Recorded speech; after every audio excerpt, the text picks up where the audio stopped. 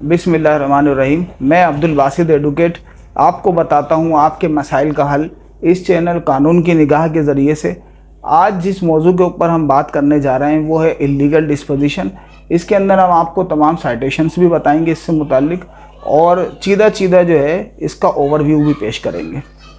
अच्छा, सबसे पहले बात यह है कि अगर किसी की जायज़ प्रॉपर्टी, इमूवेबल प्रॉपर्टी जो है वो उसके कब्ज़े से ले ली जाती है और उसको जो है वो उस प्रॉपर्टी से बेदखल कर दिया जाता है, तो इस सूरत में उसके पास जो रेमेडीज़ होती हैं, उन रेमेडीज़ के अंदर एक रेमेडी तो है सेक्शन 9 स्पेसिफिक रिलीफ एक्ट 1877 की, जिसके अंदर आप जो है वो 6 महीने की लिमिटेशन के अंदर केस फाइल कर सकते हैं और मुताल्लिका अदालत के अंदर, सीनियर सिविल जज की अदालत हो, उसके अंदर आप जो है वो उसकी एप्लीकेशन लगा सकते हैं कि मुझे जो है वो मतलब गैर कानूनी तौर पे बेदखल किया गया है और ऐसा किया गया है, मेरी प्रॉपर्टी का पोजीशन मुझसे ले लिया गया है।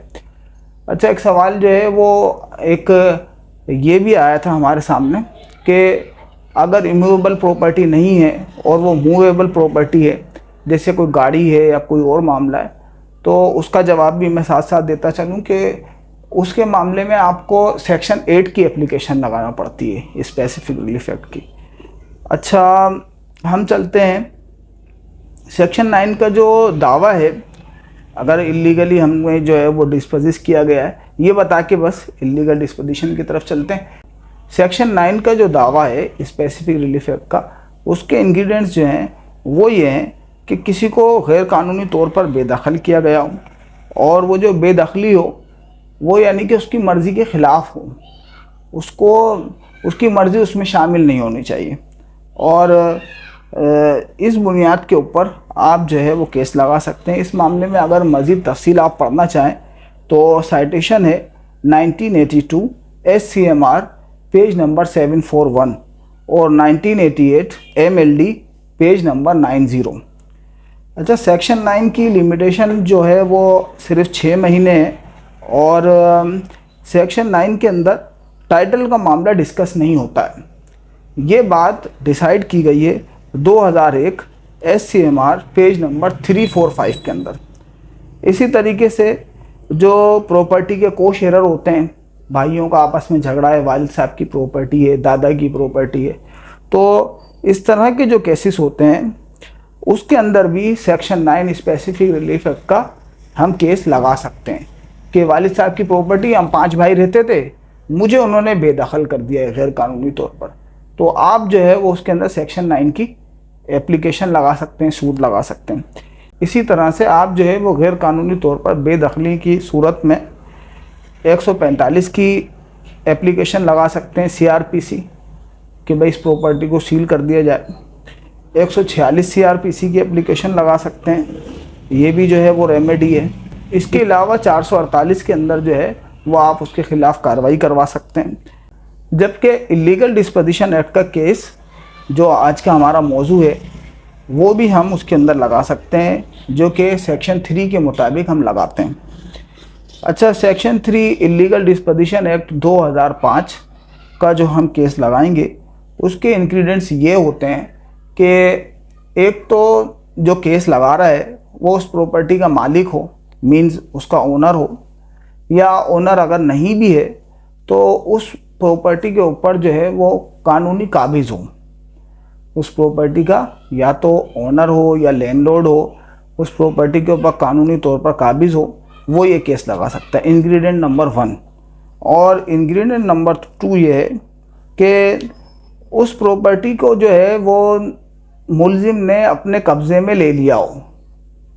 यानी कि वो प्रॉपर्टी जो है वो उससे छिन गई हो। अगर वो प्रॉपर्टी उससे छिनी नहीं है, यानी कि वो बेदखल करा था उसने, लेकिन जो है वो 2-3 दिन के बाद आपके हवाले कर दी गई है, तो अब आप इलीगल डिस्पोजिशन का केस नहीं लगाएंगे। बेदखल कर दिया हो, आप उसके पोजीशन में ना हो, तब आप इलीगल डिस्पोजिशन का केस लगा सकते हैं। इसके अलावा वो जो बेदखली हुई हो वो गैर कानूनी तौर पर हो, यानी कि हमने जो है वो आम तौर से देखा है कि लोगों को अगर इस बात की समझ नहीं होती है तो वो आपस के अंदर जो म्यूचुअल अंडरस्टैंडिंग से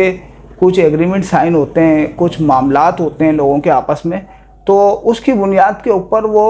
एक प्रॉपर्टी एक भाई ने ले ली, एक प्रॉपर्टी एक बहन ने ले ली, बड़े भाई ने दुकान ले ली। इस तरह से उनका आपस के अंदर म्यूचुअल अंडरस्टैंडिंग से एग्रीमेंट हुआ होता है, फैमिली सेटलमेंट हुई होती है। तो उस सेटलमेंट की बुनियाद के ऊपर जो प्रॉपर्टी या कब्ज़ा किसी को मिलता है, तो वो कब्ज़ा अगर आप जो है वो बाद में डिस्प्यूट हो जाए आपस में और आप वो कब्ज़ा वापस लेना चाहते हैं, तो उसके अंदर इलीगल डिस्पोजिशन का केस नहीं लगाया जा सकता। ये बात अच्छी तरह समझ ली जाए कि गैर कानूनी तौर पर बेदखली होनी चाहिए। इंग्रेडिएंट नंबर 3 है इसका। इसके अलावा उसने जो उस पर कब्ज़ा किया है ना, वो कब्ज़ा इस तरीके से होना चाहिए कि कोई मतलब ज़बरदस्ती से घुस गया है, खौफ फैला दिया उसने, आप उसके कब्ज़े में थे, वो इस तरह से उसका प्रॉपर्टी के अंदर दाखिल हो गया है कि आपको घर से निकाला, अपना सामान रखा, आपका सामान निकाल दिया, या फिर जो है वो आपका ताला लगा हुआ था, वो आपका ताला तोड़ा, बैठ गया उसमें, आपने उसको बोला कि तुम क्यों बैठे हो, वो कहता है कि तुम मेरा कुछ नहीं कर सकते। इस तरह के मामला तो थोड़ा उसके अंदर क्रिमिनल एक्टिविटी होनी चाहिए।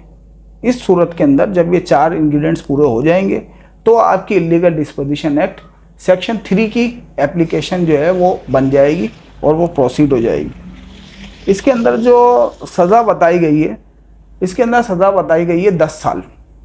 इसकी सज़ा 10 साल तक की होती है और इसके अंदर जो मुद्दई होता है जिससे उसकी प्रॉपर्टी को छीना गया है, इलीगली तौर पर उसके ऊपर कब्ज़ा किया गया है,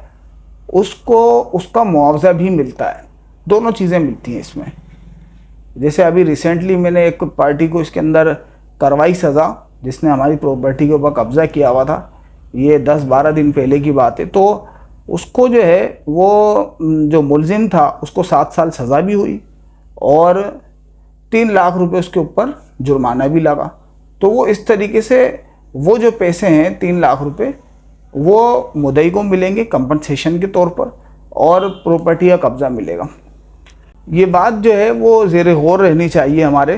कि ये जो इलीगल डिस्पोजिशन का केस है ये सेशन कोर्ट में लगता है। सेशन कोर्ट के अंदर डीजे साहब के पास आप फाइल करेंगे और डिस्ट्रिक्ट जज जो है वो चाहे तो ख़ुद चला ले या किसी एडिशनल सेशन जज के पास ट्रांसफ़र कर दे, वो चलाए। और इसके अंदर जो इन्वेस्टिगेशन कराई जाती है अगर कंसर्न थाने से कि जिसकी जुरिस्डिक्शन के अंदर वो इमूवेबल प्रॉपर्टी मौजूद है, तो उसका जो टाइम होता है वो 15 दिन का होता है। जो एफआईआर की इन्वेस्टिगेशन करके चालान जमा कराते हैं वो तो 14 दिन का होता है, लेकिन इसका 15 दिन का टाइम होता है। और ये जो केस चलेगा, इस केस की जो ट्रायल होती है वो डे टू डे ट्रायल होगी as per illegal disposition act. और इसके अंदर जो है वो एडजान जो है वो सिर्फ इस सूरत में करा जाएगा मैटर कि जब जो है वो कोर्ट ये समझे कि ये एडजॉर्नमेंट जो है वो ज़रूरी है, इसके अंदर तारीख होना ज़रूरी है, वरना तो इसको एट वंस भी डिसाइड करा जा सकता है कि एक ही दिन में सारे गवाह चला के सब कुछ करके आप डिसाइड कर सकते हैं। इसके अंदर जो है वो सेशन कोर्ट के ऊपर कोई ऐसी कोई जिम्मेदारी नहीं है कि आप एक दिन में इसको ख़त्म ना करें, और जो रूल ऑफ लॉ है इस तरह के मामला नहीं है। अच्छा, बहरहाल इसके अंदर अगर डेट देना भी पड़ेगी सेशन कोर्ट को तो वो 7 दिन से ज़्यादा की नहीं होगी। 7 दिन से ज़्यादा की इलीगल डिस्पोजिशन एक्ट के अंदर डेट नहीं होती है। बतौर आर्जी तौर पर असल काबिज को इस प्रॉपर्टी का कब्ज़ा दिया जा सकता है under section 7 illegal disposition act 2005। अगर कोर्ट इस बात से सेटिस्फाई हो जाए कि आप इस प्रॉपर्टी के कब्ज़े में थे, और हम उसके साथ आम तौर से जब सेक्शन 3 का केस लगाते हैं इलीगल डिस्पोजिशन एक्ट का, तो उसके साथ में सेक्शन 7 की एप्लीकेशन भी लगाते हैं कि इस प्रॉपर्टी का आर्जी तौर पर हमें कब्ज़ा दे दिया जाए। जब कोर्ट इस बात से सेटिस्फाई हो जाएगी कि इस प्रॉपर्टी के कब्ज़े में आप पहले थे और इस प्रॉपर्टी का कब्ज़ा जो है वो आपसे छीनने से आप परेशान हो, मामलात हैं, तो इस सूरत में कोर्ट जो है पूरे केस को डिसाइड करने से पहले आपको उस प्रॉपर्टी का कब्ज़ा दे देगी under section 7 illegal disposition act. इसी तरह से एक अहम बात इसके अंदर ये है कि जैसे मैंने बताया सेक्शन 9 स्पेसिफिक रिलीफ एक्ट के अंदर को शेयरर के खिलाफ आप जो है केस लगा सकते हैं, मगर इलीगल डिस्पोजिशन एक्ट के अंदर आप को शेयरर के खिलाफ केस नहीं लगा सकते। यानी कि हमारे दादा की प्रॉपर्टी है, हम दो भाई हैं, तो एक भाई ने जो है वो दूसरे भाई को निकाल दिया है, तो हम जो है वो इलीगल डिस्पोजिशन का केस नहीं लगा सकते को शेयरर के खिलाफ। ये जो है वो इसके अंदर मना है। इसके अलावा ये बात याद रहे कि इसकी जो प्रोसीडिंग होगी वो 1988 सीआरपीसी के मुताबिक होगी, क्रिमिनल केसेस हैं उसी के मुताबिक इसकी प्रोसीडिंग होगी। और अगर इस केस के अंदर अपील लगाना पड़े तो इसकी अपील लगेगी 410 सीआरपीसी के तहत। और अगर इसके अंदर इक्यूटल अपील लगाना पड़े कि ये जो मुलजिम बरी हो गया है, ये गलत हुआ है, तो उसकी अपील लगेगी 417 सीआरपीसी के अंदर। और अगर इसके अंदर क्रिमिनल रिवीजन की ज़रूरत पड़ जाए तो इसकी क्रिमिनल रिवीजन लगेगी 439 सीआरपीसी के अंदर। इसके अलावा सेक्शन 5 के सब सेक्शन 4 के मुताबिक अगर इस्तगासा गलत साबित हो जाता है, यानी कि किसी ने जो है वो आपके ऊपर इलीगल डिस्पोजिशन का केस लगाया है, लेकिन वो जो इलीगल डिस्पोजिशन का केस था वो 100% ये साबित हो रहा है कि ये जो है वो इसने मेलाफाइड आपके ऊपर लगाया था, आपके साथ कोई दुश्मनी की बुनियाद पर, किसी और बुनियाद पर आपके ख़िलाफ़ उसने इलीगल डिस्पोजिशन का केस लगा दिया था, और उसका जो इस्तगासा है वो गलत साबित हो जाता है। तो इस सूरत के अंदर मुतासिरा शख्स को, यानी कि वो कोर्टों के अंदर आया है, इतना उसका टाइम वेस्ट हुआ है, सब कुछ हुआ है, तो वो जब फाइनली डिसाइड होगा तो उसके ऊपर जुर्माना लगा दिया जाएगा जिसने ये इलीगल डिस्पोजिशन का केस लगाया था, और उसकी जो रकम होगी उसकी रकम 5 लाख रुपए तक हो सकती है। यानी कि जिसने केस लगाया है उसे 5 लाख रुपए मुलजिम को देना पड़ेंगे। जब हम इलीगल डिस्पोजिशन एक्ट के बारे में बात करते हैं तो आम तौर से लोगों के जहन के अंदर ये इबाहम आता है कि एक ही जुर्म की 2 सज़ा किस तरह से मिल सकती है, यानी कि उसको जो है वो जुर्माना भी लगाया जा रहा है और उसको सज़ा भी दी जा रही है, दोनों दिए जा रहे हैं, तो ये डबल जियोपार्डी में तो नहीं आ रहा कहीं। तो मैं इस इबाहम को क्लियर करता चलूँ कि ये डबल जियोपार्डी में नहीं आता, और एक ही केस के अंदर जब कानून के अंदर लिखा हो कि इसके अंदर जुर्माना और सज़ा दोनों दी जाएंगी तो वो दोनों दी जाएंगी, वो डबल जियोपार्डी में नहीं आता। अगर इस बारे में मज़ीद पढ़ना चाहें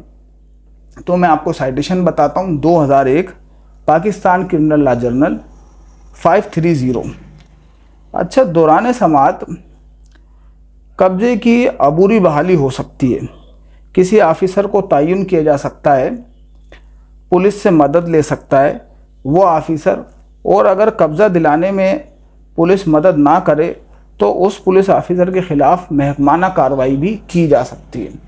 ये बात बहुत अहम है। इसके अलावा सेक्शन 6 के मुताबिक जायदाद को अपनी तहवील में लेने के लिए अदालत जो है वो आर्डर जारी कर सकती है और जायदाद को अपनी तहवील में ले सकती है, लेकिन उसके लिए शर्त यह है कि अदालत को ये इत्मीनान हो कि वक़ूए से पहले कोई पार्टी इस प्रॉपर्टी के कब्ज़े में ना थी। मीन्स ऐसा कि जैसे कोई ओपन प्लाट होता है, उससे मुताल्लिक केस चल रहा है 2 पार्टियों के दरमियान में, तो इस सूरत के अंदर सेक्शन 6 की इम्प्लीमेंटेशन हो जाएगी और उस प्रॉपर्टी को अदालत जो है वो अपनी तहवील में ले सकती है। अच्छा, अहम साइटेशन मैं आपको बताता चलूँ कि को शेयरर से मुताल्लिक केस नहीं लगाया जा सकता। इससे मुताल्लिक साइटेशन है 2018 MLD पेज नंबर 1462 और 2013 MLD पेज नंबर 1444 और 2007 PLD लाहौर हाई कोर्ट की है पेज नंबर 231, जिसके अंदर ये लिखा गया है कि सेक्शन 3 और 4 से मुताल्लिक को शेयरर के ख़िलाफ़ इलीगल डिस्पोजिशन का केस नहीं लगाया जा सकता। इसके अलावा 2023 SCMR पेज नंबर 241 में ये डिसाइड किया गया है कि अगर कोई सिंगल डाउट भी क्रिएट हो जाएगा तो उसका फ़ायदा इलीगल डिस्पोजिशन के केस में भी अक्यूज़ को ही होगा। और यही बात जो है वो डिसाइड हुई है PLJ 2017 SCMR पेज नंबर 241 के अंदर, जिसके अंदर यही बताया गया है कि बेनिफिट ऑफ डाउट जो है always goes to accuse even in the cases of illegal disposition. Thank you so much.